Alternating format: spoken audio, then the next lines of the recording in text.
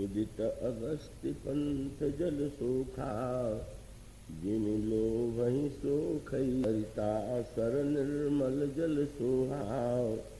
संत हृदय जस गत मद मोहा, रस रस सूख सरित सर पानी। ममता त्याग करहि जिन जानी, जानि शरद ऋतु खंजन आये। पाई समय जिमि सुकृत सुहाये, कंकन रेणु सोह असि धरनी। नीति निपुण नृप कै जसि करनी, जल संकोच विकल भई मीना। अबुध कुटुंबी जिमि धनहीना, बिनु धन निर्मल सोह अकाथा। हरिजन इव परिहरि सब आशा, कहूँ कहूँ वृष्टि सारदी थोरी। को एक पाव भगति जिमि मोरी, चले हरस तजि नगर नृप। तापस बनिक भिखारी, जिमि हरि भगति पाई श्रम। तजहि आश्रमी। वर्षण पर्वत पर प्रभु विराजमान, और प्रभु इसके पहले बाल और उसके स्थान पर सुग्रीव को राज्याभिषिक्त करने की आज्ञा। लक्ष्मण जी सुग्रीव, और इसके पश्चात प्रभु से सांकेतिक भाषा में दो बार उन्होंने कहा, अंगद के सहित तुम राज, और साथ साथ यह न भूलना कि तुम्हें जनक नंदन दोनों ही संकेत बड़े मार्मिक ने यह नहीं तुम राज्य अकेले चलाना। वे कहते हैं कि तुम युवराज अंगद के साथ और इसके द्वारा प्रभु सुग्रीव को क्या संदेश देना चाहते, और सुग्रीव को ही नहीं संसार के समस्त प्राणियों को जो संकेत प्रभु देते हैं वह बड़े। सुग्रीव और बाली परस्पर सगे भाई हैं। उनमें प्रारंभ में बड़ी प्रीति थी, पर बाद में इतना भीषण विरोध हुआ कि बाली ने सुग्रीव की संपत्ति पत्नी और व्याकुल सुग्रीव ऋष्यमुख पर्वत पर निवास, वहीं प्रभु की उनसे मित्रता हुई। और प्रभु ने आश्वासन दिया कि तुम निश्चिंत हो जाओ, मैं वाली का। प्रभु ने वध किया, पर प्रभु का उद्देश्य बड़ा पवित्र है, और वो बड़े ऐसा लगता है कि प्रभु सुग्रीव के और वाली के मन में यह बात पहले आई थी कि ईश्वर तो सम है, ऐसा कैसे हो सकता है कि वह सुग्रीव से मित्रता करें और मुझसे विरोध बात। यद्यपि उसके पीछे बाली की जो भावना, और मानो उस मनोवृत्ति का उसने आश्रय लिया जिसके पीछे उसका उद्देश्य मानो यह, अगर ईश्वर सम है तो उसका कर्तव्य है कि वो सभी को एक दिन। तो इस समत्व का तात्पर्य क्या है? दो व्यक्ति लड़ रहे हैं और एक व्यक्ति बलवान है और दूसरा। अब गीता में भी समत्व का उपदेश दिया गया, समत्वम योग युज्यते, और भगवान के लिए भी भगवान भी कहते हैं समोहम सर्वभूते। इस पंक्ति का स्मरण करके अगर एक व्यक्ति ऐसा है कि जिसमें सामर्थ्य है और वो यह निश्चय कर ले कि गीता में तो समत्व का उपदेश भगवान ने दिया है, स्वयं भगवान भी सम है, तो मैं अगर इन दोनों में से किसी एक का पक्ष लूंगा तो समत्व के सिद्धांत के इस मान्यता का परिणाम क्या होगा? यही तो होगा कि बलवान निर्बल पर प्रहार करता रहेगा, निर्बल पिटता रहेगा, कष्ट पाता रहेगा, और व्यक्ति ये मान करके अपने आप को भ्रम में डाले रहेगा कि मैं तो सम हूं। तो बाली की वृत्ति यही है, वह जानता है कि मैं बलवान हूं, सुग्रीव निर्बल है, और वो ये मान के चलता था कि भगवान का समत्व तो इसी में है कि वे बिल्कुल तटस्थ रहे कि भगवान ने व्यवहार में समत्व को नहीं प्रदर्शित किया, किंतु भगवान सम है कि नहीं। और यही अनोखा सूत्र है कि भगवान तो सचमुच ही सम लगता भले ही है कि उन्होंने सुग्रीव का पक्ष लिया, उन्होंने बाली का वध किया, पर अंत में भगवान ने बाली को बता दिया कि तुम मुझे सम मानते थे और सचमुच मैं सम हूं, लेकिन तुम सम का अर्थ जो लगा करके अपने मनमानी की चेष्टा का समर्थन कर रहे थे वो मेरा बातों की बात है। बाली को भगवान ने दिखला दिया कि देखो मैं तो सम हूं। क्यों?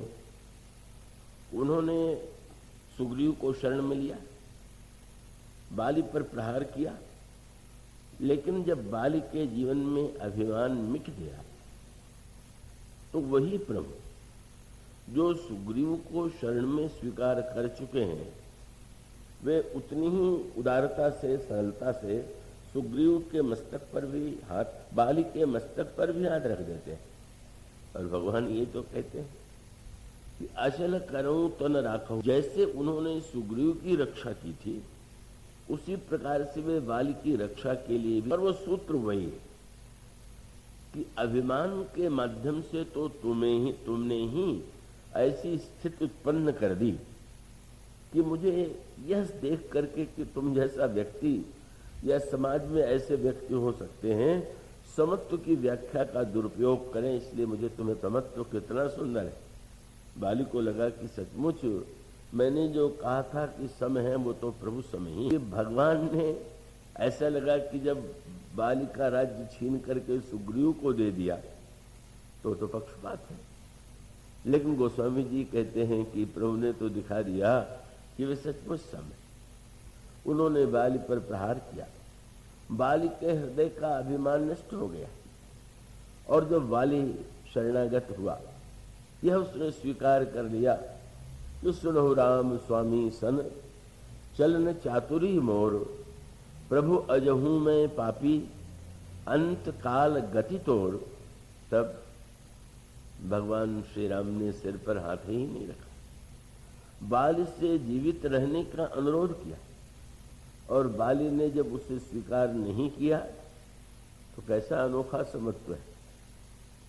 मानो बाली का घर लेकर के सुग्रीव को दे दिया तो कहा क्या बाली का घर छीन लिया क्या? वो स्वामी जी कहते हैं राम बाली निज धाम पठाओ।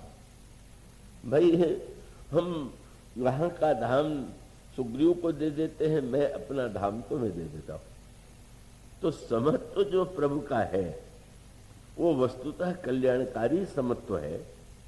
अगर वो समत्व जैसा बाली बता रहा है वो समत्व मान लिया जाएगा तो समाज में तो अनर्थ हो जाएगा। और जैसे मान लीजिए कि एक डॉक्टर है या ये वैद्य है और उनके पास अनेक रोगी जाए तो क्या डॉक्टर या वैद्य का समत्व यह है कि सबको एक ही दवा दे दे, एक ही पथ्य बता दे? अगर एक व्यक्ति को कड़वी दवा दे दे वैद्य डॉक्टर और दूसरे को मीठी दवा दे दे और कड़वी दवा वाला ये कहे कि भाई आप तो बड़े पक्षपाती हैं, उसको मीठी दवा दे दिया और मुझे आपने कड़वी दवा दे दिया। अगर उससे वो कह दे कि तुम जरा पौष्टिक पदार्थ का सेवन किया करो और दूसरे से कह दे कि उपवास करो, तो व्यवहार में तो वैद्य और डॉक्टर को ये व्यवहार में भिन्नता तो करनी ही होगी, पर उसको सम होना चाहिए। और समत्व माने वो दोनों के स्वस्थ होने के लिए ही कार्य कर रहा है। दोनों स्वस्थ हों इसमें समत्व है, दोनों को जो वस्तुएं दी जाएं उसमें समत्व नहीं होता।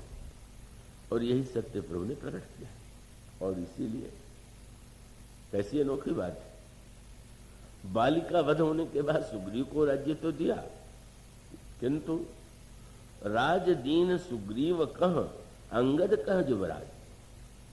अगर प्रभु परंपरा की दृष्टि से व्यवहार करते तो सुग्रीव यदि राजा होगा तो परंपरिया सुग्रीव का जो पुत्र होगा वो राजा होगा। पर प्रभु ने कहा कि नहीं, राज सिंहासन पर तुम बैठोगे, पर युवराज पद तो अंगद को ही दिया जाएगा।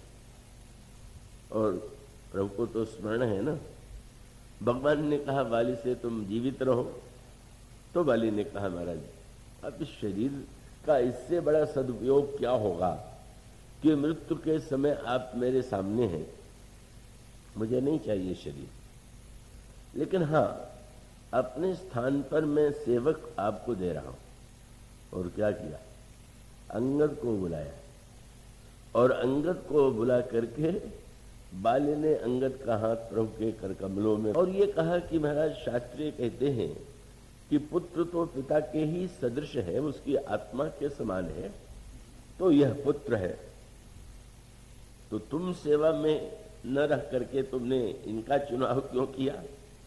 तो बाली का अभिप्राय है कि अंगद के रूप में मैं आपकी सेवा करूंगा, और ये शरीर जो है अब अपने उद्देश्य की पूर्ति कर चुका है, इसलिए अब मैं इस शरीर से मुक्त होना चाहता हूं। और तब बड़ी मीठी बात कही बाली ने, प्रभु मुझ में और अंगद में अंतर है। क्या? बोले अंगद बलवान तो मेरे समान है, पर एक विशेषता इसमें जो है वो मुझ में नहीं थी। और वो क्या थी? मैं बलवान होने के साथ साथ अभिमानी था, पर ये जो मेरा पुत्र है यह तनय मम सम विनय बल, इसमें विनय पहले और बल बाद में, और मुझ में तो विनय था ही नहीं। हाँ अब विनय अवश्य आपने कृपा करके अपने बाण के प्रहार से उत्पन्न कर दिया है, और मानो प्रभु का संकेत यह है, और उसका उद्देश्य प्रभु व्यवहार में पक्षपात करते हुए प्रतीत होते हैं, और यही व्यवहार की ही परंपरा है, यही उचित है। लेकिन अगर उद्देश्य की दृष्टि को सामने रखा जाए तो समाज में तो समत्व की परम आवश्यकता है। अब भगवान जब अवतार लेते हैं तो लिखा तो यही जाता है कि विप्रधेनु सुर संत हित लीन मनुज अवतार।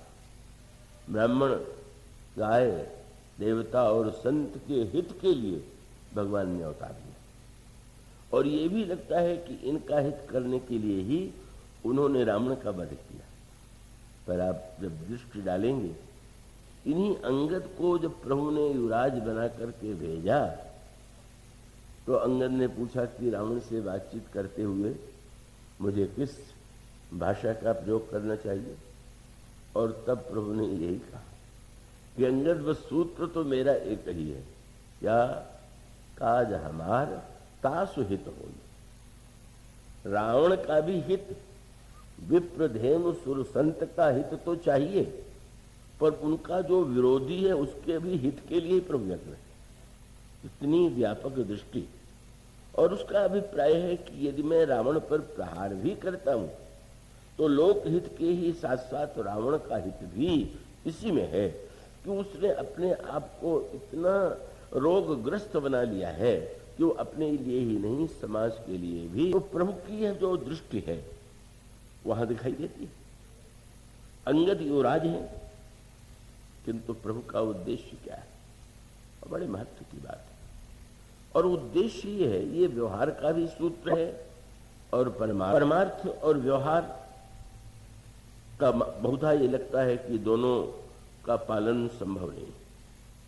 हम अगर परमार्थ की दिशा में बढ़ेंगे तो व्यवहार छोड़ देना होगा या छूट जाता है, और लगता है कि अगर हम व्यवहार के झमेले में पड़ेंगे तो परमार्थ और परमार्थ को स्वीकार कर। किंतु भगवान राम तो अपने चरित्र के द्वारा एक महान सूत्र देते हैं, और उसको कि व्यवहार का आधार क्या है, व्यवहार का महत्व, व्यवहार सूत्र क्या है। व्यवहार का आधार स्वार्थ है कि व्यवहार का आधार परमार्थ। ये बहुत महत्व का वाक्य है। तो सुंदर व्यवहार तो रावण भी करता है, ऐसा नहीं कि रावण व्यवहार कुशल नहीं था, वो तो बहुत ही व्यवहार कुशल था। जब लंका पर उसने अधिकार किया तो समस्त राक्षसों के लिए सुंदर से सुंदर भवन की, और ये कहा कि आप लोगों में जिसको जो प्रिय लगता हो भवन उसमें निवास करें। और उन राक्षसों के लिए उसने समस्त सुविधा युक्त वस्तुओं का प्रबंध किया। वो विवाह करने में कुंभकर्ण और विभीषण का विवाह अन्य राक्षसों का विवाह करने में भी उतना ही उदार दिखाई देता है। तो व्यवहार कुशल तो रावण भी कम नहीं है, और जो समाज में रहता है उसको व्यवहार कुशल तो होना ही चाहिए। ये स्वयं अपने आप में, जब आप समाज के अंग हैं तो आपका कर्तव्य है कि आप व्यवहार का निर्धारण करें। किंतु व्यवहार का आधार अगर रावण के समान स्वार्थ हो तो, और भगवान राम में भी बड़ी व्यवहार कुशलता है, पर उनके व्यवहार कुशलता का आधार स्वार्थ नहीं है, परमार्थ। और इसकी कसौटी क्या है? वो कसौटी लंका के युद्ध में सामने आ जाती है। जब लंका के युद्ध में राक्षस बंदरों के प्रहार से भागने लगे तो जो ही पीठ उन्होंने घुमाई तो ही सामने दिखाई पड़ा तलवार हाथ में लिए हुए रावण, और याद दिलाया वो जो बड़े बड़े महल दिए गए थे, इतना माल तुम्हें खिलाया गया था, काहे के लिए? याद कर लो। सर्वस खाई भोग करि नाना, समर भूमि भय बल्लभ प्राण। इतना आनंद किया जीवन भर, भोग भोगे, और जब युद्ध की स्थिति आई तो प्राण पे लग रहा है। और याद रखो, समर विमुख जही सुना में काना, तेहि में हतब कराल कृपाणा। अगर तुम में से एक व्यक्ति भी पीछे हटा तो निश्चित रूप से उसका मैं सिर काट दूंगा। और उसका अर्थ ही कि व्यवहार, अच्छे व्यवहार का अर्थ आधार जब स्वार्थ होगा तो स्वार्थ में बाधा पड़ते ही सारे व्यवहार की कलई खुल जाएगी। और भगवान राम का जो व्यवहार है उसका आधार स्वार्थ तो नहीं है। इसलिए अगर प्रभु ने देखा कि राक्षसों के आक्रमण से बंदर भाग रहे हैं तो प्रभु तो धनुष पर बाण चढ़ा करके बंदरों को धमकी नहीं देते, अस्त्र का प्रयोग करने की धमकी नहीं देते हैं। प्रभु ने देखा और तुरंत सुग्रीव से, विभीषण से, लक्ष्मण से यही कहा कि तुम सुग्रीव विभीषण अनुज संहारहु सैन। थक गए हैं लड़ते लड़ते, तुम लोग जाओ, इनको विश्राम दो। महाराज ये लोग भाग रहे हैं, हम लोगों को विश्राम देने भेज रहे हैं, तो रावण से लड़ेगा कौन? और तब प्रभु का स्वभाव सामने आता है। प्रभु कहते हैं तुम सुग्रीव विभीषण अनुज संहारहु सैन, मैं देखूं खल बल दलहि। बोले राजू ने, मैं युद्ध करूंगा। कितनी मानो अंतर, और उस अंतर का परिणाम तो यही होता है। भगवान के व्यवहार में तो निरंतर एक रिश्ता है, क्योंकि प्रीति और हृदय और शील ही उनके स्वभाव, उनके व्यवहार का आधार है। और इसलिए गोस्वामी जी ने एक बड़ा मनोवैज्ञानिक दृश्य प्रस्तुत किया कि युद्ध इतना भीषण हो रहा है, पर न बंदर हट रहे हैं न राक्षस हट रहे हैं। बंदर तो इसलिए नहीं हट रहे हैं कि हम लोगों की कायरता को भी प्रभु ने कायरता के रूप में नहीं देखा। जब इतने उदार हैं कि हमारी दुर्बलताओं को भी दुर्बलता न मान के हमें मित्र कह के पुकारते हैं, हमसे स्नेह करते हैं, तो प्राण चला जाएगा तो भी नहीं हटेंगे। और राक्षस भी पीछे नहीं हटते। क्यों? सोचते हैं पीछे हट के जाएंगे कहाँ? वहां तो तलवार लिए रावण खड़े ही है। प्रभु ने देख लिया कि थक तो दोनों ओर के योद्धा गए, पर दोनों ओर नहीं हट रहे, भावना तो अलग अलग है। और तब क्या प्रभु की शील और उदारता की बात है। प्रभु ने रावण को पुकारा, लंकेश अब आओ, हम तुम दोनों युद्ध करें। क्यों? सेना का युद्ध तुम रोकने के लिए क्यों कह रहे हो? प्रभु के मुख से यही वाक्य निकलता है, द्वंद्व युद्ध देखहु सकल, श्रमित भय सभी। दोनों ओर के सैनिक थक गए हैं। मानो प्रभु के अंतःकरण में राक्षसों के भी विश्राम की चिंता, और राक्षसों को भी विश्राम मिलना चाहिए। और आप कल्पना कीजिए, रावण के वो जो राक्षस हैं वो समझ गए होंगे कि हमारे स्वामी में और इनमें कितना बड़ा अंतर है। और वो उनका समत्व तो अंत में भी है। जब युद्ध समाप्त हुआ तो इंद्र आए, और इंद्र ने आकर के कहा प्रभु कोई सेवा बताइए। तो प्रभु ने कहा कि ये बंदर जो है, जो युद्ध में मेरे लिए मारे गए हैं, तो अमृत वर्षा करके इनको जीवित कर दो। उन्होंने यही कहा कि मम हित लागी तजे इन प्राणा सकल जियाऊ सुरेश सुजाना। इंद्र प्रसन्न होकर के अमृत वर्षा करते हैं, सारे बंदर जीवित हो गए, राक्षस नहीं जीवित हुए। लगा अंत में प्रभु ने बंदरों का ही पक्ष लिया, राक्षसों को तो नष्ट होने दिया। पर वो स्वामी जी कहते नहीं, वो तो समत्व ही है उनका। क्यों? पूछा गया, पार्वती जी ने पूछा अमृत वर्षा हुई तो बंदर जीवित हो गए, तो राक्षस क्यों नहीं जीवित हुए? तो शंकर जी ने कहा कि पार्वती, उन राक्षसों को प्रभु ने मुक्ति दे दिया, अपना धाम दे दिया। उन्होंने कहा रामाकार भय तिनके मन, मुक्त भय छूटे भव बंधन। जिन्होंने अपने लिए लड़ने वालों को जीवित कर दिया और विरोध करने वालों को भी जिन्होंने मुक्ति देने का निश्चय किया। बल्कि प्रभु से किसी ने कहा कि प्रभु ये भी कोई न्याय है? कभी कभी तो विनोद व्यंग में कई दोहे भी प्रसिद्ध हैं। तुलसीदास जी के नाम का वो दोहा प्रसिद्ध है कि भाई खीझे पे मुक्ति दई और खीझे पे मुक्ति दई और रीझे दीन्ही लंक, बोले अधाधुंध दरबार है तुलसी भजो निसंग। पर अधाधुंध का अर्थ यही तो उनके स्वभाव की करुणा है। हम तो अपने पक्षपातियों का पक्ष लेते हैं, शत्रुओं को हम विनष्ट होने की ही चिंता में व्यग्र रहते हैं, पर उनको तो चिंता राक्षसों की है। बोले मुक्त है, पूछ दिया महाराज आप तो मर्यादा पुरुषोत्तम है, ये आप राक्षसों को मुक्ति देने में क्या हेतु है? तो भगवान ने कहा ये भी तो मेरे भक्त हैं। कौन से भक्त हैं महाराज? भक्ति में तो भावना होती है। तो भक्त तो मानते हैं कि भगवान के प्रति संबंध की 5 भावनाएं। दास्य, भगवान स्वामी है, मैं दास हूं। सख्य, मैं भगवान का मित्र हूं। वात्सल्य, भगवान बालक हैं और चाहे हम भगवान के बालक हैं। और मधुर माने भगवान हमारे प्रियतम प्राणेश्वर हैं और हम उनकी प्रिया हैं। और शांत भाव माने भगवान और हम दोनों अभिन्न ही। ये शास्त्रों में कहा गया कि 5 भावनाओं के द्वारा भगवान की उपासना। तो किसी ने प्रभु से पूछ दिया कि महाराज इनको आप भक्त बता रहे हैं, इन 5 में से किस भाव से इन्होंने आपका भजन किया है? तो प्रभु ने कहा बैर भाव सुमिरहि मुहि निश्चर। ये बैर भाव से मेरा स्मरण करते थे। महाराज किसी शास्त्र में बैर भाव तो नहीं लिखा हुआ है। प्रभु ने कहा ये मेरे कृपा शास्त्र में लिखा हुआ है, अन्य शास्त्रों में थोड़ी मिलेगा। तो मानो उनका हृदय, उनका शील और वो ब्रह्म के रूप में, वो तो किसी का अहित करना उनके लिए संभव ही नहीं, कर ही नहीं सकते। और यही जो परमार्थ भगवान राम के चरित्र में मानो मूल सूत्र यह है कि स्वार्थ के नाते तो सभी को अच्छे व्यवहार का दिखावा करना पड़ता है, लेकिन जो व्यवहार के मूल में परमार्थ की वृत्ति, और प्रभु यही चाहते थे।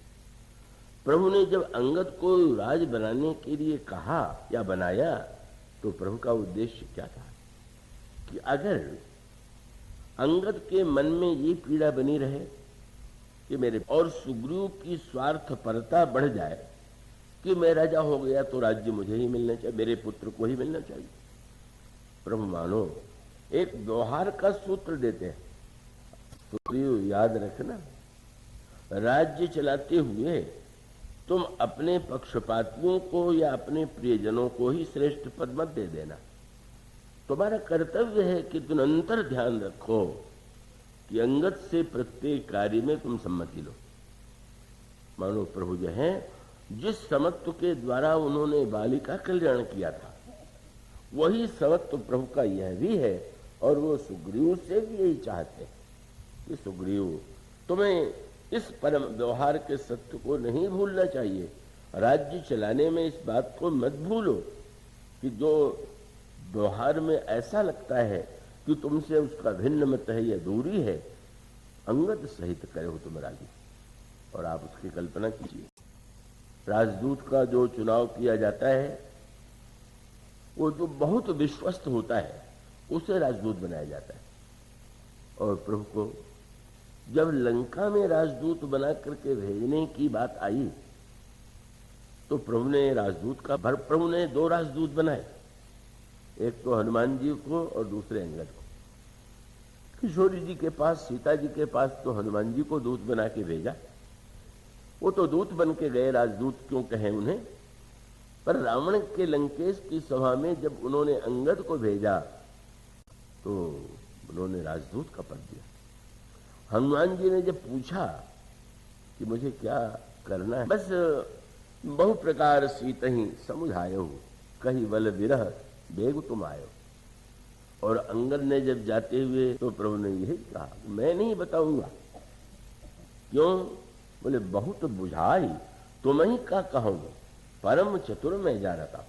मुझे तुम पर पूरा विश्वास, तुम इतने चतुर हो, तुम स्वयं जैसे, तो सूत्र मेरा वही है कि रावण का विहित हो, लेकिन तुम अब क्या कहो क्या बोलो ये मैं। और अंगद को, रावण को जब ये पता चला कि बाली के पुत्र को अंगद बना के भेजा गया है, तो रावण को श्री राम की राजनीति पर आश्चर्य हुआ। ये अयोध्या का राजकुमार क्या राजनीति के ज्ञान से इतना शून्य है? जिसके पिता का वध किया उसको राजदूत बना करके मेरे पास भेजा, मैं उसको मिला लूंगा, यही योजना रावण की थी। और उसके वार्तालाप का क्रम यही। पूछा तुम कौन हो?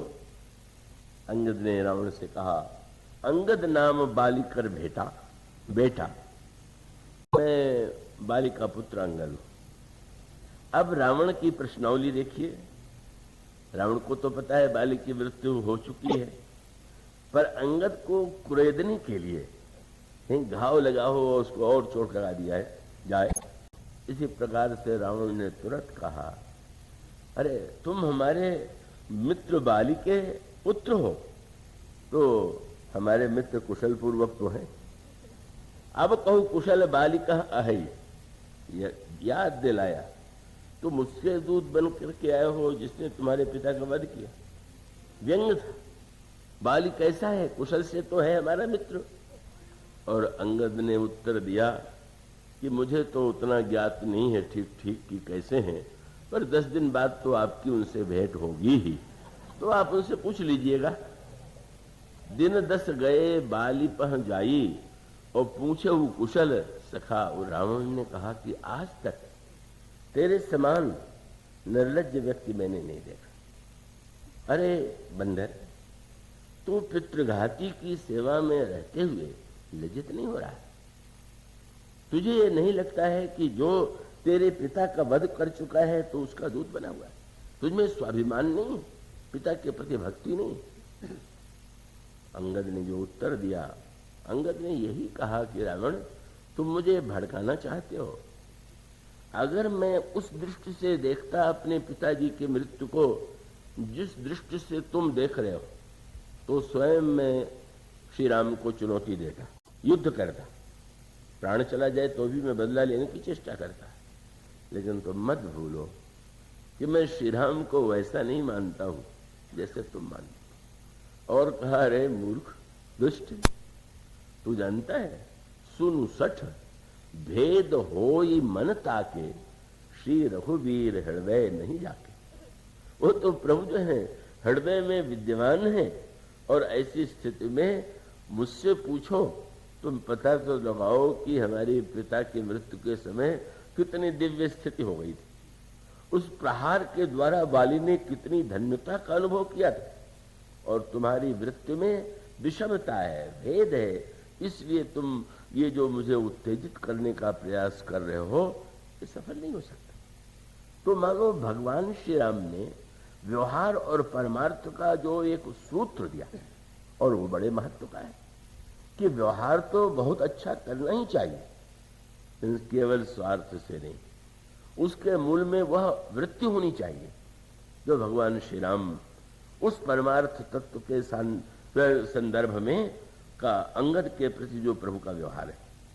मानो प्रभु ने सुग्रीव को यह प्रेरणा दी कि तुम अपने अंतःकरण में पुराने संबंध के नातों को और उसके द्वारा उत्पन्न हुई जो कठिनाइयां हैं उनको अपने मन में पाले मत रहो। व्यवहार में तो लोग सिखाते हैं कि याद रखना उसने मुझे बड़ा कष्ट दिया है, तुमको बदला लेना है। कल कुचाली पर प्रीत, इस तुलसीदास दुष्ट की कौन बात सुने। वहां तो लोगों की अगर वो ग्रंथों को भी सुनते हैं, पढ़ते हैं, तो अपनी जो निम्न मनोवृत्तियां हैं उनका समर्थन ढूंढने के लिए अगर कोई वाक्य मिल जाए जिससे उनको अपने स्वभाव की जो वृत्तियां हैं उसका समर्थन मिले, तो वो उसी प्रकार को आदर्श उदाहरण के रूप में, आदर्श के रूप में प्रस्तुत कर देते हैं। मानो यह संकेत बताने के लिए कि जो बैर विरोध आदि की वृत्तियां हैं ये तो अनगिनत है, और इसीलिए एक अंतर है ना। महाभारत में द्रुपद और रामचरितमानस में महाराज जनक, दोनों ने एक एक कन्याओं को जन्म लिया, पर द्रुपद का यज्ञ और जनक के यज्ञ में यज्ञ दोनों ने किया, पर यज्ञ के पीछे जो भावना थी कितनी अलग अलग थी। जनक का यज्ञ था वर्षा नहीं हुई है, वर्षा के लिए राजा के द्वारा यज्ञ करना चाहिए, हल चलाना चाहिए लोक सेवा के लिए, वर्षा हो इसके लिए, शीतलता के लिए उन्होंने यज्ञ किया। और द्रुपद ने क्यों यज्ञ किया।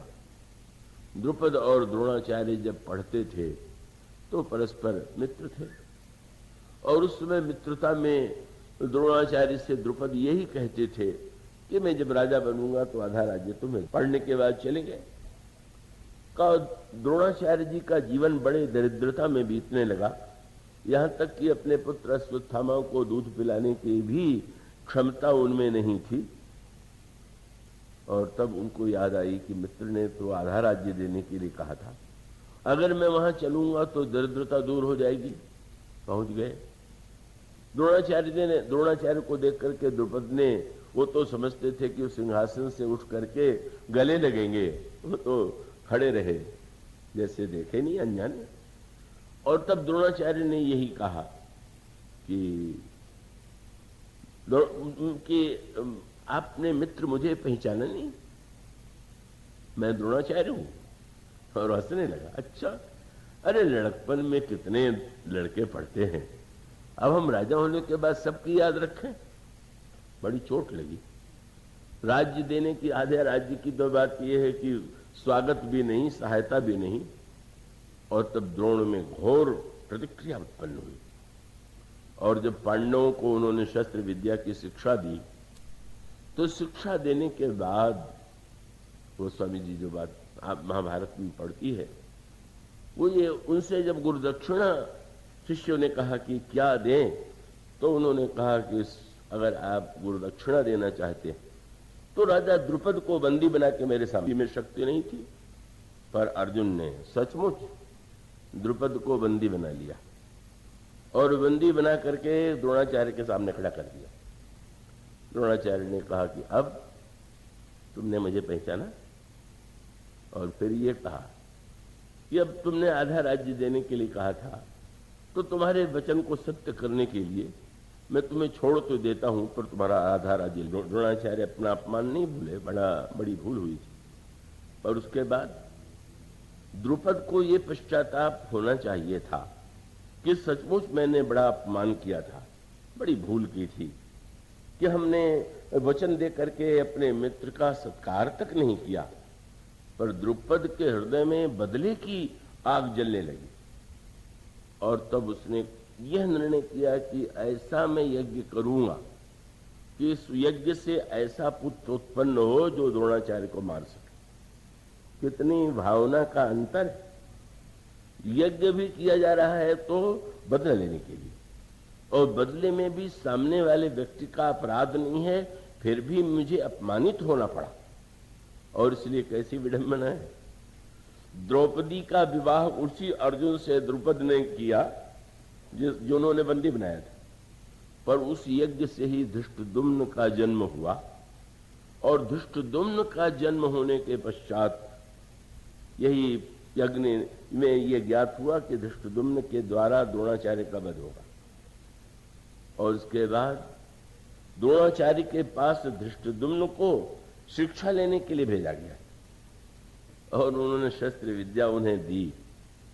और फिर महाभारत के युद्ध में जब शस्त्र का त्याग करके द्रोणाचार्य बैठे हुए थे तो उस समय भी धृष्टद्युम्न ने एक अन्याय करते हुए तलवार लेकर के द्रोणाचार्य, मानो वो जो क्रिया प्रतिक्रिया का महाभारत में चक्र चल रहा है, केवल बदला केवल बदला केवल बदला, वो कहां तक जाती।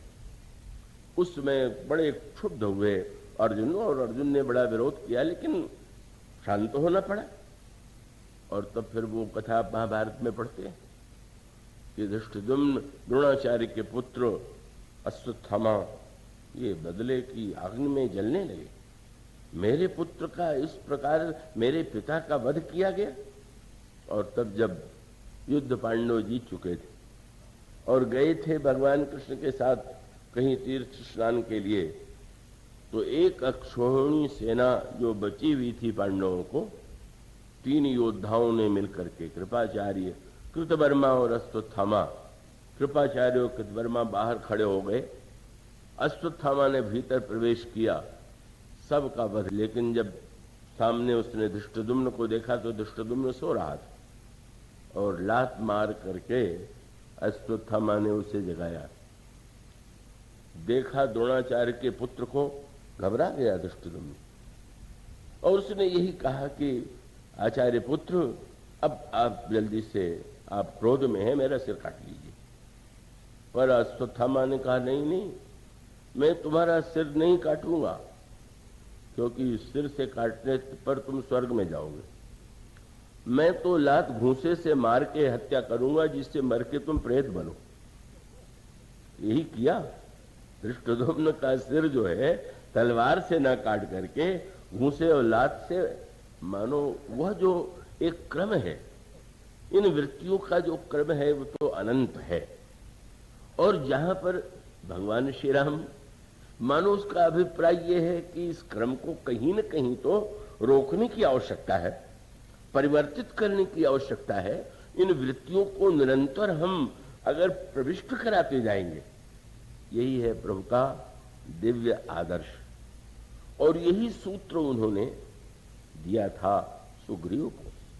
अब उस परंपरा को मत निभाना कि बाली ने बड़ा कष्ट दिया था मुझे, बाली ने सब कुछ छीन लिया था, तो अब मैं उसका बदला उनके पुत्र अंगद से लूं। नहीं नहीं, इसको भूल जाओ।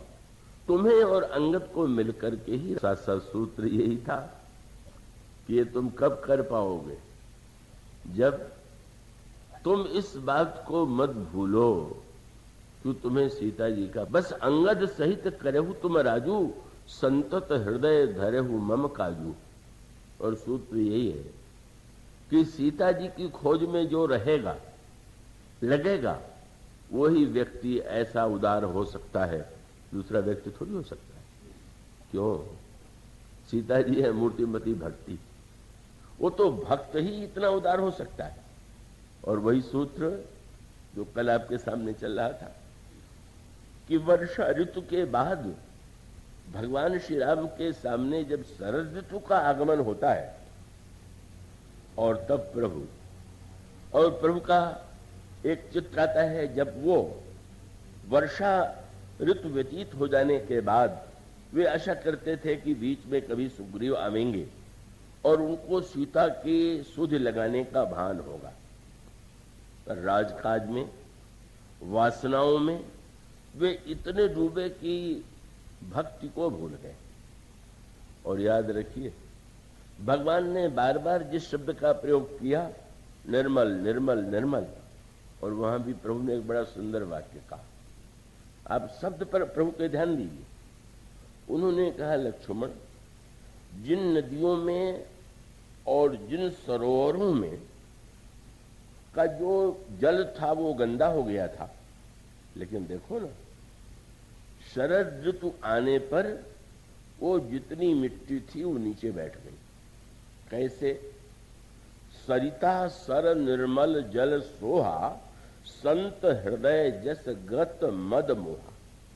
याद रखिए, इसमें शब्द के पर ध्यान दीजिए। बोले संत के हृदय की तुलना कर रहे हैं।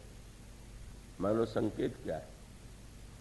क्या जो श्रेष्ठ व्यक्ति होते हैं उनके जीवन में कभी कोई बुराई नहीं आती है क्या? क्या क्रोध नहीं आता है क्या? क्या उनके कभी जीवन में विपरीत वृत्तियां नहीं आती हैं क्या? पर इसका अभिप्राय यह है कि अगर कोई व्यक्ति ये चेष्टा करे कि 12 महीने जल गंदा ही गंदा रहे तो कितनी बड़ी विडंबना होगी। संत हृदय जस गत मद मोहा का अर्थ क्या हुआ कि संत को अगर आवेश भी आवेगा तो वो तो एक हो गया, जैसे एक वर्षा आ गई, मलिनता आ गई, लेकिन धीरे धीरे शांत शांत, धीरे धीरे और रामायण में इसका आपको दृष्टांत मिलेगा। रावण मोह है तो क्या नारद जी के जीवन में मोह नहीं आ जाता? रावण में मद है तो क्या नारद जी के जीवन में मद नहीं आ जाता? पर संत हृदय जस गत मद मोह का अभिप्राय यह है, भगवान का अभिप्राय था कि लक्ष्मण, जो व्यक्ति धीरे धीरे 2-3 सूत्र वो देते हैं। एक तो प्रभु ने ये कहा कि आप देखेंगे कि बरसात में जितना जल होता है शरद ऋतु में उतना जल अब जल नहीं रह जाता। यूं देखें तो जल की कमी हो गई, लेकिन वो जो वर्षा का आगाज जल था जो गांवों को डुबो रहा था, नए नए तरह के रोगों को उत्पन्न कर रहा था, जल कम हो गया तो अच्छा हुआ। और कम होने के साथ साथ गंदगी नीचे, उसका मल जो था वो नीचे बैठ गया। और इसका अर्थ क्या है? भगवान के 2 सूत्रों पर ध्यान दिया। भगवान ने कहा रस रस सूख सरित सर पानी। कैसे? बोले ममता त्याग करहि जिमि ज्ञानी।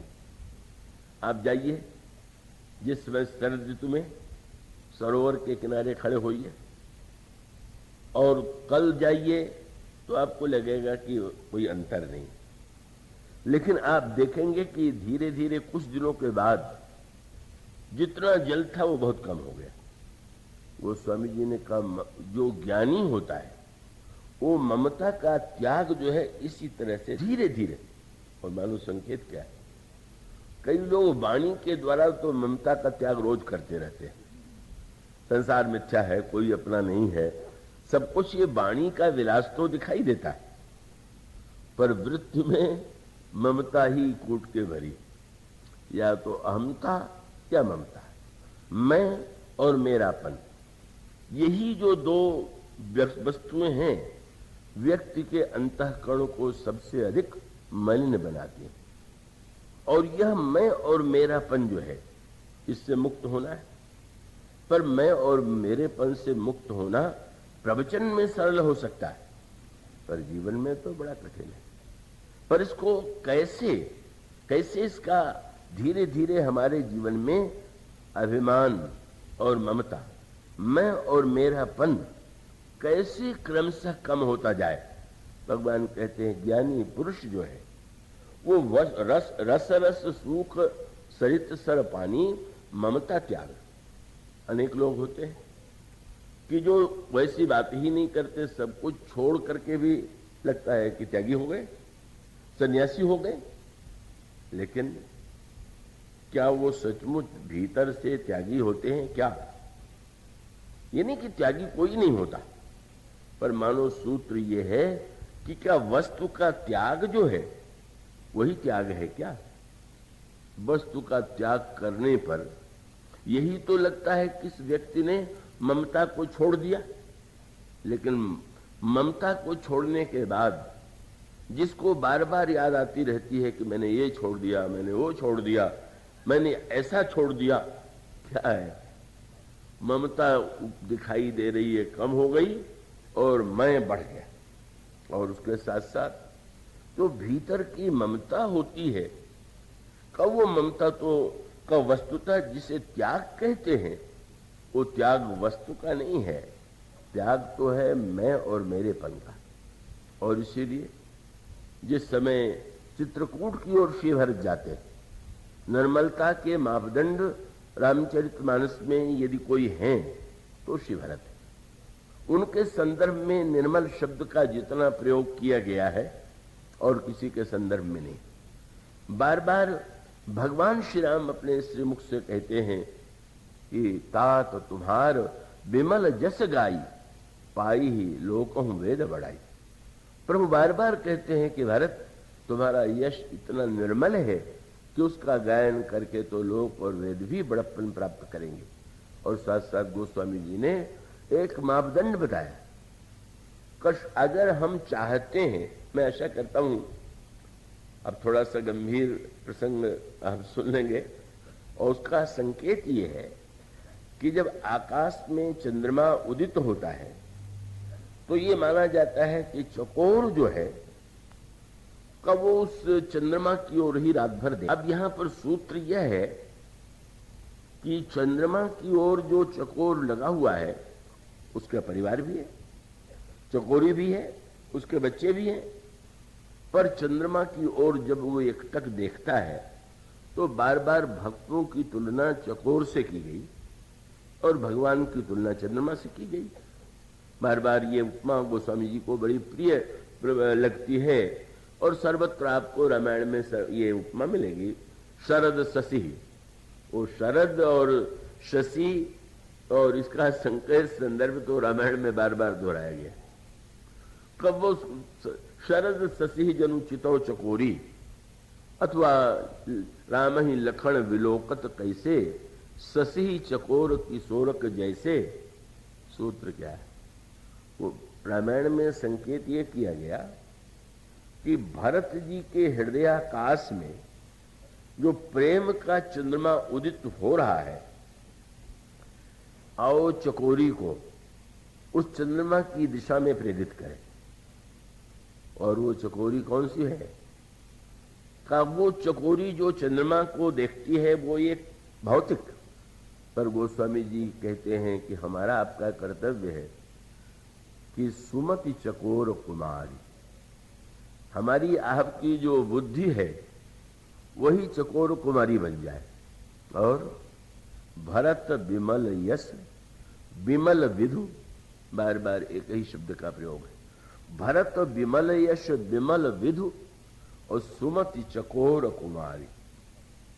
और उदित विमल जन हृदय नभ, बार बार विमल की एकटक रही निहारी। मानो सूत्र यह है कि हमारी बुद्धि जब श्री भरत के अंतःकरण में जो दिव्य प्रेम है उस दिशा में अग्रसर हो तो उसे ज्ञात होगा कि हमारे अंतःकरण में निर्मलता कैसे आ गई। और उसका वही सूत्र है कि श्री भरत ने अयोध्या के राज्य का परित्याग कर दिया, लेकिन क्या श्री भरत को यह कभी गर्व हुआ कि अयोध्या जैसे विशाल राज्य को मैंने छोड़ दिया है? कभी नहीं हुआ। सुमति चकोर को मारे मैंने, अब देखें क्या क्या है, क्या है अभिमान का त्याग, क्या है ममता का त्याग। और सूत्र यही है कि जब यह निर्णय हो गया कि चित्रकूट हम चलेंगे भगवान के दर्शन के लिए, तो उस समय का बड़े जो बहुत भावुक थे, कब ये प्रश्न आया कि भाई जब चलेंगे चित्रकूट तो घर में रक्षा के लिए भी तो प्रबंध किया जाना चाहिए। आप कहीं तीर्थ यात्रा जाते हैं तो प्रबंध करना ही चाहिए, करना पड़ता है। तो अब जिन लोगों से ये कहा गया कि आप लोग इतने लोग चलें और इतने लोग घर की रक्षा के लिए रुकें, तो गोस्वामी जी कहते हैं कि जिन बेचारों से ये कह दिया गया कि घर की रक्षा के लिए आप रुक जाइए, उनको तो ऐसा लगता था कि जैसे उनका सिर काट दिया गया। जेही राखई कहू रहु रखवारी, सो जाने जनु गर्दन मारी। और कुछ लोग इतने भावुक थे कि उन्होंने कहा किसी को घर की रक्षा के लिए मत कहो। क्यों? को कह रहनी कहू जनि काहू, को न चही जग जीवन लाओ। छोड़ो, छोड़ दे तो घर का क्या होगा। और उन भावुक लोगों ने कहा जरऊ सुसंपत्ति सदन सुख सुहृद मातु पितु भाई, सन्मुख हो तुझ राम पद हो न सहज सहाय। जल जाए संपत्ति, सब कुछ जल जाए, भगवान के मार्ग में जो बाधक है उसको जला दो। निर्णय कैसे हो? एक वो है रागी जो कि चाहते हैं कि भाई श्री राम का दर्शन तो हो पर घर बार तो बचा रहे, ये नहीं कि तीर्थ यात्रा करके हमें तो घर खाली मिले। और दूसरे त्यागी हैं जो आवेश में कह रहे सब जला दो। श्री भरत के पास जाके लोगों ने पूछा, महाराज पहरेदार रखें कि जला दें? कबीर ने तो जलाने का निमंत्रण लोगों को दिया। कबीरा खड़ा बाजार में लिए लुकाठी हाथ, जो घर फूके अपना चले हमारे साथ। पर श्री भरत ने कहा कि नहीं, निश्चित रूप से पहरेदार रखना ही चाहिए, सारे अयोध्या में पहरेदार रहेंगे। आश्चर्य हुआ, क्या भरत जी के मन में राज्य की इतनी ममता है कि चित्रकूट जाते हुए भी चिंतित हैं। और तब उन्होंने त्याग का सच्चा अर्थ बताया, और त्याग का सच्चा अर्थ बताते हुए उन्होंने यही कहा कि अपनी संपत्ति को जलाने में तो हो सकता है कि व्यक्ति की ममता नहीं है, पर दूसरे के घर और संपत्ति को जला के कोई कहे कि हम में ममता ही नहीं है, मोह ही नहीं है, हम वैराग्यवान हो गए हैं, तो उसकी पूजा होगी कि उसको कारागार में डाला जाए। श्री भरत जी ने यही कहा कि इस अयोध्या में मेरी कोई एक वस्तु होती तो मैं भी जला देता, पर संपत्ति सब रघुपति के आही, जो बिनु जतन चलऊं तजिताही, तो परिणाम न मोर भलाई, पाप श्रोमणि साईं द्रोहाई। मैं तो प्रभु का सेवक हूं, ये संपत्ति तो प्रभु की है और उनकी वस्तु की रक्षा करना तो मेरी सेवा के धर्म का परम पुनीत कर्तव्य है। क्या हुआ? उसका मानो अर्थ यह है कि अन्य लोग वस्तुओं के त्याग की बात सोचते हैं, पर भरत जी जब वस्तु को अपनी मानते ही नहीं, तो जिसने ममता का त्याग कर दिया का वही सच्चा त्यागी। को कोई व्यक्ति अभिमान के छोड़ने की बात कहे वो थोड़ी है। सचमुच जिसने, एक सज्जन अभी बंबई में मुझे मिले और कोई चर्चा चली तो उन्होंने कहा कि बंबई के पुरुषों में बड़ा अभिमान है। किसी संदर्भ में उनके स्वार्थ में हानि हो रही थी तो ये बात उन्होंने कही। तो मैंने उनसे पूछा कि आप भी तो पुरुष हैं, आप में अभिमान है कि नहीं? कि नहीं, मुझ में तो बिल्कुल नहीं। तो मैंने कहा कि अब इससे बढ़ के विडंबना क्या होगी? आप जब अपने को निरभिमानी मानने का अभिमान पाले हुए, ये तो बड़ा विलक्षण है। मान लीजिए मैं बैठा हुआ हूं ऊपर और अभिमान पालूं कि मैं कितना ऊंचा हूं कि सबसे ऊपर बैठा हुआ हूं, तो ये अभिमान तो प्रत्यक्ष दिखाई देगा। पर अगर कोई व्यक्ति जूते में जाके बैठ जाए और पूरे देर सोचता रहे कि मैं कितना विनम्र हूं कि जूते में बैठा हुआ हूं, तो वो तो विनम्रता के अभिमान में ग्रस्त है। का मानो यह जो तत्व है जिसको श्री भरत के संदर्भ से प्रदर्शित करने की चेष्टा की गई, और उसका अभिप्राय यह है कि अंतःकरण को निर्मल करने के लिए, मानो श्री भरत और अन्य भक्त तो भगवान के गुणानुवाद को विमल बताते हैं, पर प्रभु कहते हैं कि सचमुच साधक के अंतःकरण में जो निर्मलता आ सकती है, जब उसके अंतःकरण में वस्तु के त्याग के स्थान पर का जब वो मैं और मेरेपन का ममता त्याग करे जिम्मे ज्ञानी, वस्तु को छोड़ देना नहीं बल्कि ममता का जिसने परित्याग कर दिया है, जो त्याग का प्रदर्शन नहीं करता है। इसलिए मानो प्रभु का उद्देश्य तो ये है कि जैसे शरद ऋतु निर्मल है, इसी तरह से संसार में प्रत्येक प्राणी का हृदय निर्मल हो जाए, प्रत्येक व्यक्ति के अंतःकरण में जो अभिमान है, ममता है, दुर्गुण दुर्विचार है, वासनाएं हैं, वो समाप्त हो जाए। और तब क्या उपाय है? सुग्रीव उसी उपाय को भूल गए थे। प्रभु ने कहा सीता जी का पता लगाना है, और मैंने वो जो कल चर्चा चली थी कि मन को शुद्ध करने का उपाय क्या है और बुद्धि की मलिनता दूर करने का उपाय आप जानते हैं क्या है? और तब आपको वही पंक्ति, उन पंक्तियों की याद दिलाई जाए जहां पर तुलसीदास जी महाराज का भगवान राम और श्री किशोरी जी की वंदना करते हैं और क्या कहते हैं, बोले राजीव नयन पुनि मन वचन करम रघुनायक चरण कमल बंदो सब लायक राजीव नयन धरे धनुषायक भगत विपति भंजन सुखदायक। ये प्रभु है। फिर किशोरी जी की ओर वंदना और तब उन्होंने सूत्र दे दिया, क्या, बोले जनक सुता जग जननी जानकी और अतिशय प्रिय करुणा निधान की। क्या मिलेगा इनसे, बोले ताके जुग पद कमल मनाऊं जा सुकृपा निर्मल मति पाऊं। भक्ति देवी की कृपा से ही बुद्धि पवित्र होती है। भगवान का अभिप्राय था कि लक्ष्मण वर्षा व्यतीत हो गई पर लगता है सुग्रीव के अंतःकरण की वासना अभी दबी नहीं है, क्योंकि वो भक्ति की दिशा में अभिमुख नहीं हुआ। इसलिए प्रभु मानो शरद ऋतु के बहाने से बार बार संकेत करते हैं, हृदय को, मन को, चित्त को, बुद्धि को, अहंकार को हम शुद्ध करें। इसके बाद की चर्चा अब वो तो कल समाप्त ही करना है।